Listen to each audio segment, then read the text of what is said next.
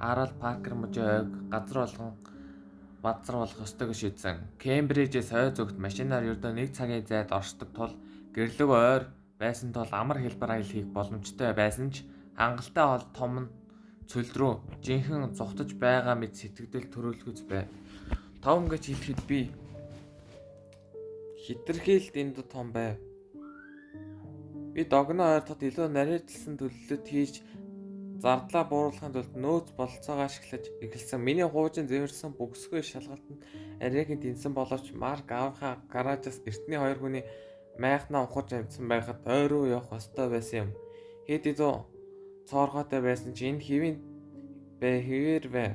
Гэхдээ энэ зөвхөн хоёрт багтах тул Жой хайрмын тэнгисийн цэргийн дэлгүүрээс хямдхан худалдаж авсан бяцхан хүний гэрээг авчирчээ. Бид үлдсэн хэрэгсэл унтлагын уут хөргөгч хоолыг сайхан зүйлсийг хувааж Жой загсаваа шидэхэд би бороо орохоос хэд хэдэн бэрзэн сүрж авлаа. Марк цэцэрлэг түрээлэн буцаар төвөөс ав. Үүний дараа бид бүгд бэлэн болсон. Дээш авах гэж бүгд баасангар болов. Бид хөдөө очиж явж байсан машины хөгжимдэр зэрлэг байхаар төрсөн байгаа нар тэнгэрт өндөр твээр байв. Тэгээд 1 цаг орчмын дараа бүрэнхий болж эхлэхэд бид ойр өнгөрлөө. Орсны ойролцоо гаргаад нэг машин зогсон байв.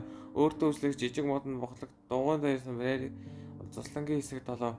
Бид нар тэр дараа бас үнэхээр айхширч гайхширсан. Би бутны эргэн тойронд зодохгүй татаруус худалдааны төвийг амжилттай хамгаалах зааварчилгааг зөв авч магадгүй. Бөгөөд хамгийн энгийн зүйл бол татаруус нь худалдааны төвийн нэр биш гэдгийг би дэлгүүрийн шалтгаанаар би хамгаалах ёстой гэж нэрлэдэг тул аюулгүй байдлын үүднээс худалдааны төвийг жинхэнэ нэрийг тэнд хэлэхгүй. Өөр таалттай би хизээж онгойлгохыг хизээж харж байгаагүй. Үүднийх нь хажуу төмөр хавтан амьдардаг. Би цонхны дэлгэцүүд нь өргөлж хоосон байдаг. Тэр ч байтугай энгийнээр тайлбарлах заавар дараах байдалтай байна. Номер 1.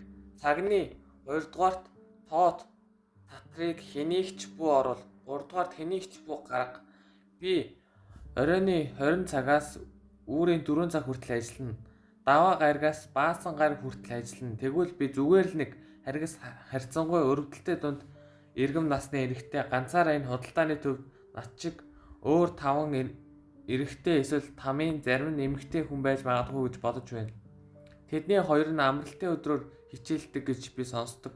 Нөгөө хоёр нь ажлын өдрүүдэд нэг нь өглөөний 4 цагаас 12 цаг хүртэл ажилладаг. Нөгөө нь 12 цагаас 20 цаг хүртэл ажилладаг гэж сонссон. Өд дундаас оройн 20 цаг хүртэл аялжлан явахдаа тэр зүгээр л нэг удаа түүний тухай ийм дүрхтэй байсан бол би түүний маск зүүсэн тул хэлэх нь хэцүү байх болно. Гэхдээ тэр тэдний нүднээс харж болно. Тэр ямар нэгэн новшийн зүйлийг олж харсан. Би түүний хажуугаар өнгөрөхөд тэр над руу толгой руу дөхөв. Тэр хоцорсон гэдгийг ойлгосон бололтой. Тэр зүгээр л танихгүй хүн байж магадгүй юм шиг санагдаж байна. Жирийн нэг үхсэн нам гүншин сар гарч дээрийн нил ягаа өнгийн шилээр гэрэл тусч худалдааны төвөө өргөн удам төлөвөг сайхан зүүд шиг нил ягаа өнгөөр угааж байна. Би татар руу харуул төмөр хуудасны хаалга байранда шийдэнгүй сув. Цонхнууд нь ханхан өгсөн байдаг.